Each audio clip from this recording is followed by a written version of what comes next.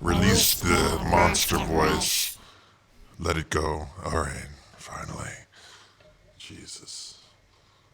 Okay, let me just.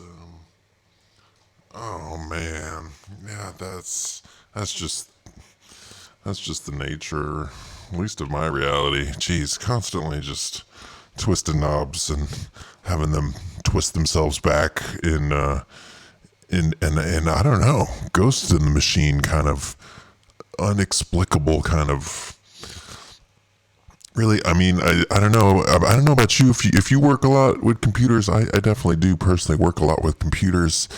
And for me, working with computers really proves the fact that we're in a simulation because, well, computers be doing all sorts of weird, annoying, stupid things when you're working with a system that has large complexity in it.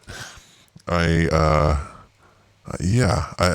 tend to mess with computer systems that are, say, maybe a little more elaborate than your average consumer stuff. And, I'd like to think that it could get a lot more elaborate, a lot more crazy, but it's when I'm working with these complex interconnected systems that the strangest things tend to happen. Like, yeah, just knobs get turned, other weird things. It just remains completely inexplicable. Like things reset, and as soon as everything's connected, it just sort of falls apart at the seams, right? And you might say, well, that's just computers. They're buggy. They do weird things, but it's almost like it's too buggy. It's outside of the realm of that was like a normal amount of bugginess, if you know what I mean.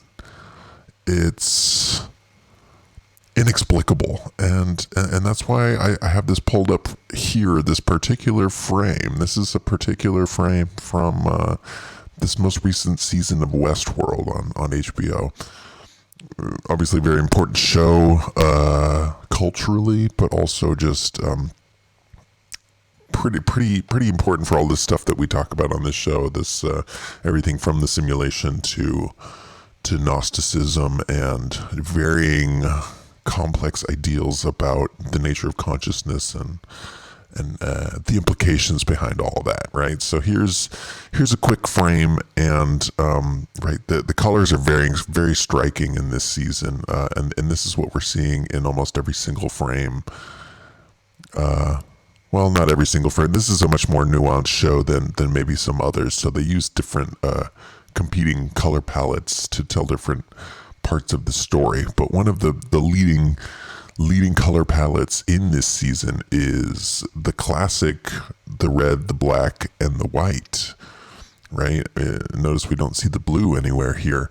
And these three colors obviously have some sort of wider overarching power. It's hard to understate the importance of red, white, and blue altogether, because that's what a lot of these highly questionable organizations, like, say, for example, Coca-Cola, it's the color scheme that they use, and I think it has a lot deeper meaning than we would think, right? But getting back to this idea about the simulation, she wakes up in sort of a weird sort of Nazi fantasy land, and people are shooting at each other, and one thing leads to another, and she realizes that the whole thing is actually not real, that even though she's back in the office and it seems, right, she's talking to the guy that she thinks is in charge, it all appears to be a simulation front to back. The whole thing is a construct, the entire world that she's living in. And she's able to recognize this and confront it. And as soon as she does, there's sort of ripples along the edge of the simulation, right? She begins to see more clearly the fact that it is actually an entire computer world that she's living in. And I think our world is also like that. It reacts when you call it out, when you recognize that, yeah, hey guys, I see the edges here. This is pretty good for this version, but I feel like you gotta run an update, maybe get some better hardware, because I'm seeing the flickering along the edges. That's it's becoming problematic. And well, I just thought this was fascinating as well. But as with all this entertainment, right? Who knows how much of it is planned and connected to the future, the past? But in this frame here, we see a child, and this is set again in the actual real world of Westworld, and it seems like things aren't as far in the future as maybe was hinted at in previous seasons, right? But I did want to point out, right? You see it too, right? This kid wearing some face protection here. And this is the kid that we're more interested in the storyline. So, right, he doesn't get a face mask, but I just thought that was a very interesting detail to be seeing that face mask there in a show that was obviously, right, this season's been in production for at least a year or more. So, just a very interesting detail to me. To me, it was interesting. I don't know if it's interesting to you, but this is what's really got me so heated. I was watching this last night, and basically the robots bust out of their Western world, and they're descending upon the actual world, and it seems like only maybe 2 of them got out, so it's not as scary, like an army of AI monsters coming for the world. But at the same time, I guess they're pretty smart. They're pretty powerful. Because they can also link up with all the computer systems and everything that's going around, right? That's something that an AI robot would be able to do. And using that information, right? This is sort of what I've always dreamed about, and I'm sure a lot of security-minded people have thought about, right? What does your actual file look like? What is your rating, right? What is it? Because, right, we've heard a lot of talk about this going on in other countries. The score being implemented and turned sort of forward facing and right made actually part of the culture. So you can be punished, you can know your score, you can be punished for not following the rules, and that can all be done out in the open. But at least in the Western world, this number is still sort of hidden behind closed doors. But I have no real doubt that the number still exists, that it's out there, and that they're constantly tabulating it. And they go through this scene, right? The android, the robot person, really actually wants to. It sounds like they want to free humanity from itself, right? That this algorithm that has been created that decides life and death for these people, it's making her kind of sad, right? So let's just show their faces real quick, right? That's the robot lady. She's pretty hot and a very good actress, one of the best. Definitely in the last decade or so. Just very, very powerful work that she's doing. And obviously Aaron Paul, good old Aaron Paul from many different things, BoJack Horseman and Breaking Bad, of course. So he has a whole vibe on his own. He's sort of like a mercenary type person, just doing a lot of this kind of look, steely-eyed. Oh my God. I mean, he's also a very good actor. I don't want to insult his work, but He's always seems to be making that face like, yes, I'm fucked up inside. And the chart says the same, right? This is her looking at the chart. This is Aaron Paul's chart, and right, he had big plans for his life. He's doing bounty hunting things, just being a little depressed and looking serious, but doesn't seem too bad off. But she pulls up his chart. And it says in his chart, yeah, he's that's the mortality index. The projection is 10 to 12 years. He's gonna suicide himself, and that's what the numbers say, right? They've come to that decision that he is indeed too depressed to be in charge or handle anything, and that he's gonna kill himself. He's got this very low occupational score, right? And then what else does it say? They restrict to manual, physical, restrict social interaction, right? And so I guess they have all of these different ways of controlling your reach, basically. And right, as I sit here doing the show again, I really wonder about this kind of thing. That right, because even though this is a different Google account and right, I don't mention a lot about my actual personal life on this show. I have no doubt that this show itself is getting factored into my own personal actual social credit score, and that there's no real chance of this work that I'm doing here being counted as a positive. And it really makes me wonder then, right, if a system like this is already in place, what opportunities are not being offered to me for talking about things that I shouldn't?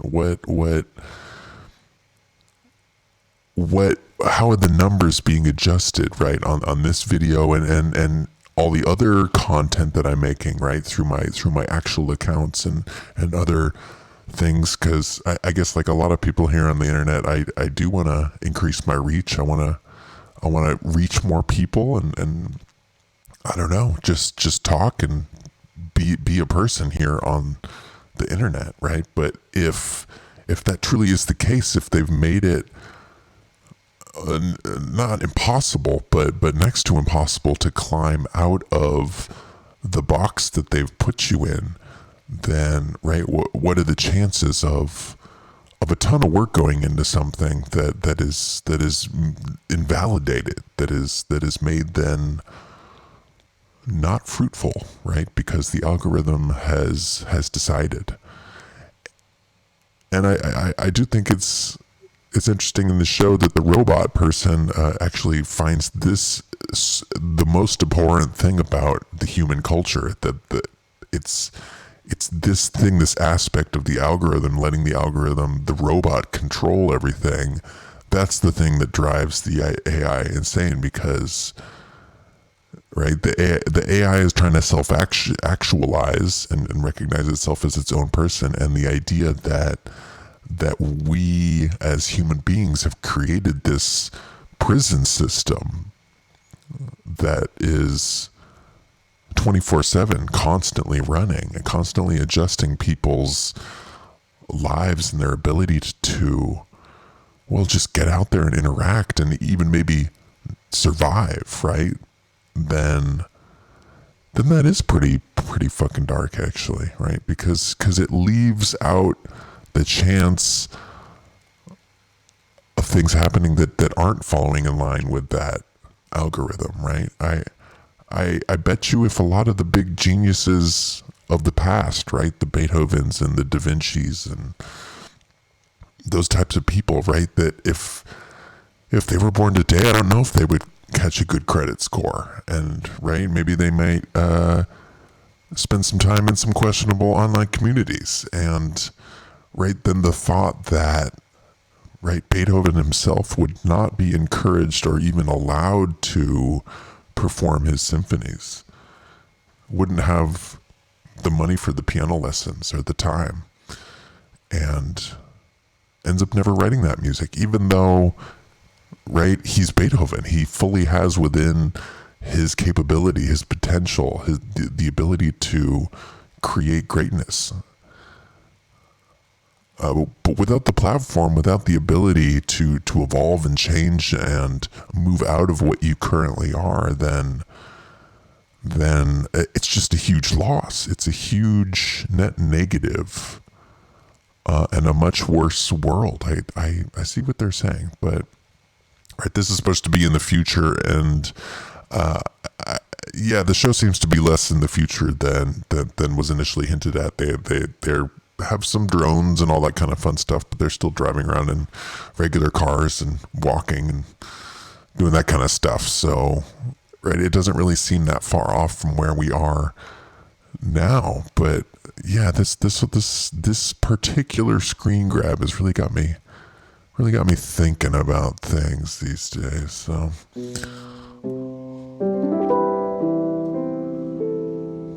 I don't know. Let me know what you think about it.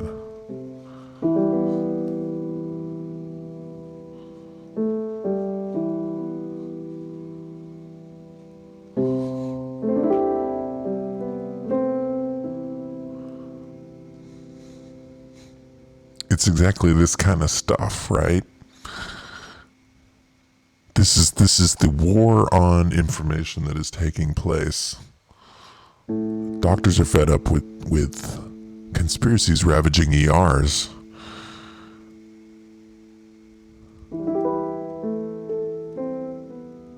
So apparently this doctor went on a Facebook page and he found a guy insisting that, quote, no one's dying, and that the coronavirus is, quote, fake news. This real doctor tried to engage with that person and tell him his first-hand experience of the virus, but this Facebook person decided this guy was lying and was being fake. He wasn't a real doctor because he went to concerts. He wasn't a real doctor.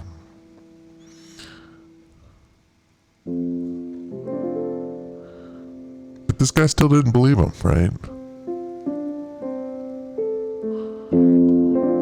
Which I think points to something even a little more broad than what they're hinting at here. That well, when you read something on the internet, when you watch a YouTube video, it's built into our culture, to global culture, really, that you have to second guess that information.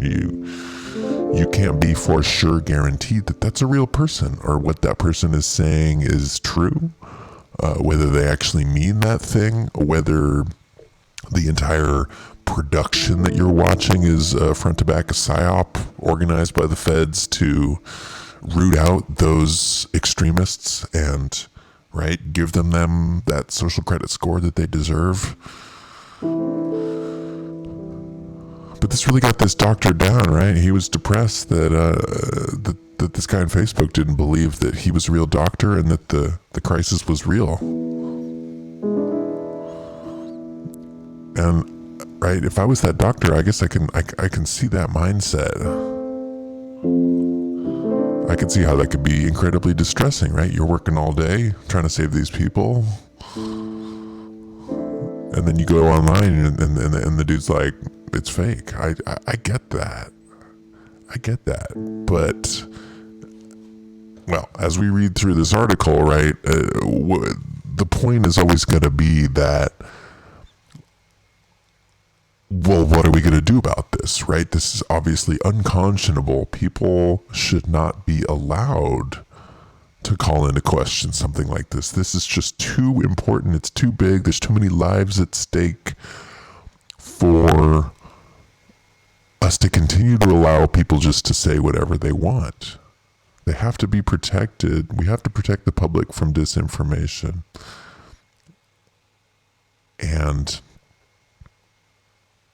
right, this part of the whole story is much more important, I would argue, than everything else that's going on. People dying or disease being whatever it is. It's much more about this new trend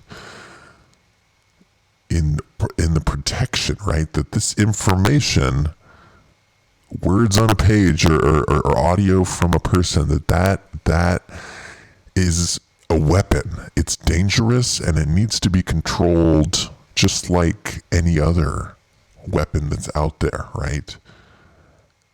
And that's, again, I mean, I guess what keeps drawing me back into this show is that, like, just this act of me sitting here, I'm just sitting here, I'm saying words. I can at least tell you, I mean, I may be mind controlled by some large government agency, but I can at least tell you that I am not consciously aware of that. that I'm technically able to say whatever I want, right? If I want to talk about peanuts, right? We could talk about the cartoons, the peanut, or maybe just the nuts, or I could just, I don't know, bring up like I'm just gonna bring up a picture here. Here's an elephant. That's cool, right? Can you see this elephant? Right? That's not something I was planning on doing right now, but I did it because I have free will. That was my complete free choice and prerogative to Google search elephant, spell it wrong, have Google still know what I was talking about, and then pull up this image, right? We can look at another one that seems to be an elephant as well. I can still do that, right? But I can also go in here and maybe pull up some extremist, like, fear-mongering hate, some horrible imagery, maybe some people dying. I could I don't know, tell you there's a fire in your house and tell you to get out. There's a fire. You left the stove on. You got to run. You got to get out. That's something that's bad, to say. That's a dangerous thing to do, right? Now I'm just clicking around on my tabs. Nobody's controlling me, but that's in direct opposition to the statements that are being made here, protecting from disinformation. And this really is like sort of it's on the fringes. I think most people, when they reach for the internet, they mostly just want to consume. They're going to listen to whatever is sort of directly in front of them, and they may comment on it, but most people are not going to be interested in posting disinformation willingly. And I'd argue that the truth community is still a pretty small sliver of the world. It's not really something that tons and tons of people are just bandwagoning onto. But then again, I may be wrong. That there may be actually a lot more people awake than we think, and that's really the problem here. That's why they're pushing so hard. But what we're being made to, what am I trying to say? We're getting confronted with this issue here, right? This freedom of movement, of freedom of speech, all of these things, the inherent problems there, and the reasons why we really have to control the spread of this disinformation. And well, how do we do that? Is it just in the algorithms, or will there be some sort of, right, accreditation or something that you have to go through to be able to do what I'm doing right now, just be able to speak on the internet? And that, right, you may have to sign some forms and watch some videos and get yourself educated on disinformation and what you can do to prevent the spread of it. And then and only then will you be allowed to come to the internet and speak your mind, right? But then it's already been filtered down, right? What if Beethoven doesn't want to read that form or fill out that thing? He's probably just going to say, screw it, I'm just going to play video games. No need to write those symphonies. I mean, the libs were probably just going to, downvote my symphonies anyways, so just screw it. I'm going to just play video games, right? How often is that happening right now, right? People getting disincentivized from sharing their experience or just being a person in general, because you sort of have to do it on the internet now since we're all locked inside, and that just seems to be the trend moving forward. So, right, if you're not able to have a voice on the interwebs and be able to promote that and, right, spread the word in your own way, without having it can be completely just sort of memory holed into oblivion through the algorithms, then yeah, I don't really know what kind of world is that exactly. Is that a human world? It doesn't. Yeah. Potentially fatal combinations of humidity and heat are emerging across the globe. Yeah, I expect this trend to continue as well. Most everyone knows that humid heat is harder to handle than the dry kind, and recently some scientists have projected that later in the century in parts of the tropics and subtropics, warmer climate could cause combined heat and humidity to reach levels rarely experienced before by humans. This has been being talked about for decades at this point. It's this concept of the wet bulb temperature, right? If there's one way of taking temperature where I guess you put a wet cloth over the temperature sensor or whatever, and that gives you a more true feeling or reading of the actual temperature as felt by humans in that area, because it factors in humidity and all that kind of stuff. So, and some places are getting these wet bulb temperatures that are just obscene, right? Crazy numbers, and there really is a certain point, especially with that added humidity, where humans cannot survive without any sort of air conditioning or even, right, even if you're just completely like spraying yourself down with a hose the whole time, you're still going to overheat, and there is a certain temperature that you can reach where it's just too darn hot. And right, it's still in its core and emotional appeal, right? We've all been too hot at some point, and we don't like that. That's uncomfortable feeling, and we want to avoid that. And then the thought that, well, that it's your fault personally that entire cities in the near future are going to feel like some hot car that was stuck in the parking lot for the entire day, and now you have to get in the hot car, but it's not the hot car, it's the actual entire city. That's a very scary thought as well, and not something that we want. But as with all these things, right, what is the logical conclusion here? How can we achieve not burning up in all of these major cities? Because these are a lot of major places, right? Phoenix, Little Rock, New York, and Brazil. I don't know what made them choose these particular towns, but these seem to be the ones that are just it's gonna get way too hot. It's gonna get way too hot in these towns. And what is it that we do about that? How can we protect ourselves? Well, I bet it's going to have something to do with,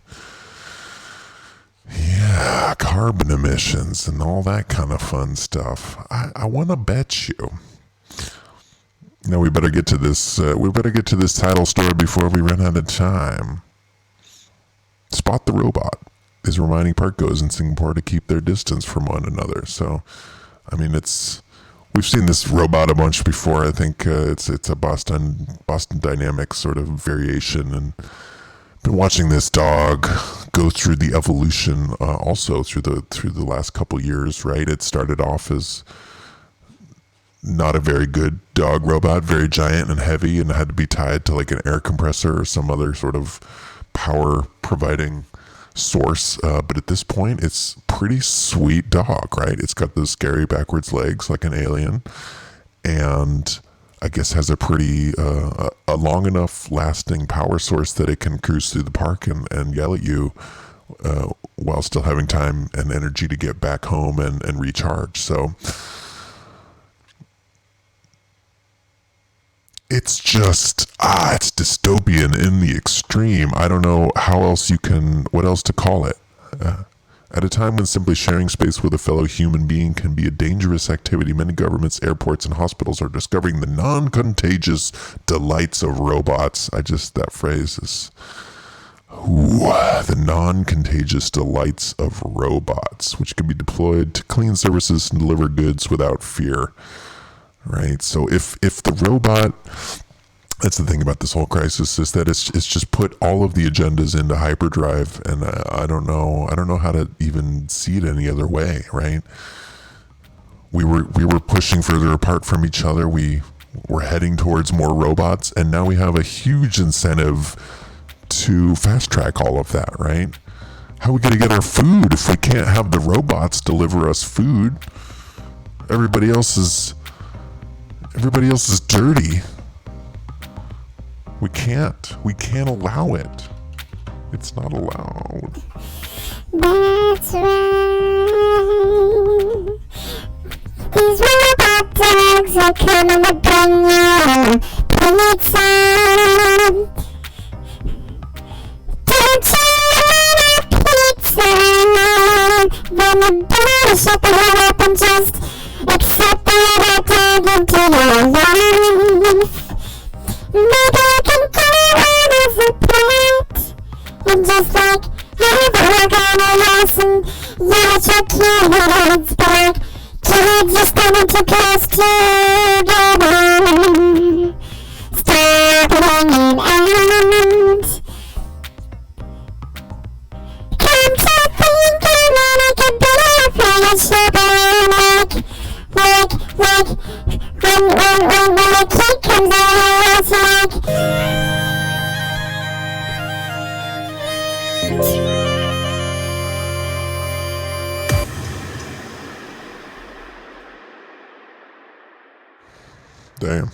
Damn dog. Well, I mean, yeah, you gotta watch out for those robot dogs. They're gonna get you. They're gonna get you in a serious way. And it's kind of comical, it's like, oh, look at that, look at the robot dog. Look at that robot dog. It's kind of cool. The robot Spot is being trialed. Aren't you excited to be part of this new trial that we're trialing out? We got a patrol robot dog.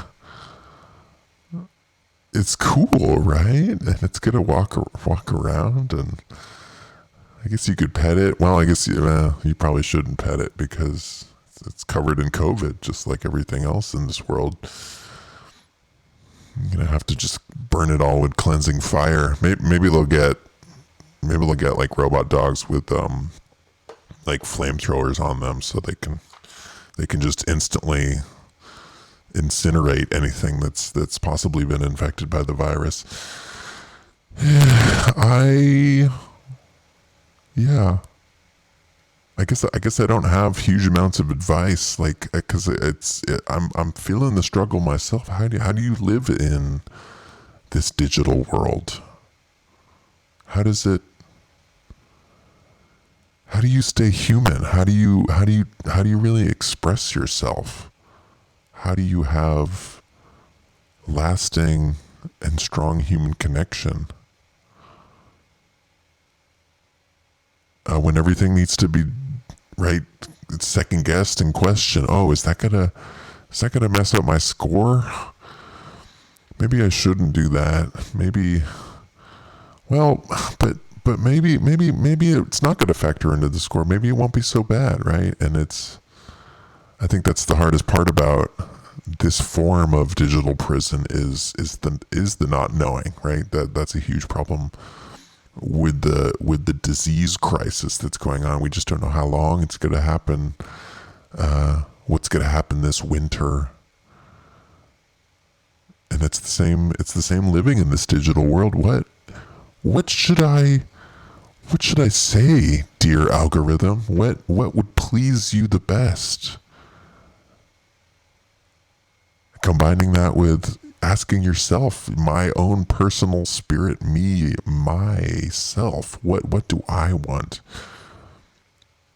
under the circumstances, right? Not everybody just gets to do whatever they want, but what thoughts do you have in your brain mind? The ones you don't tell other people. And why don't you tell other people those thoughts? What's wrong with those thoughts? Scary thoughts?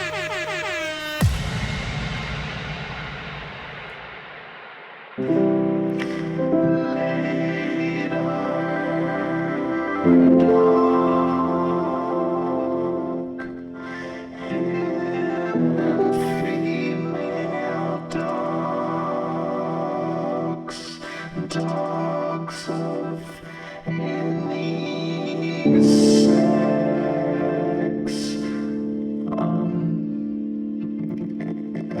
Have a good day. Yeah. Yeah.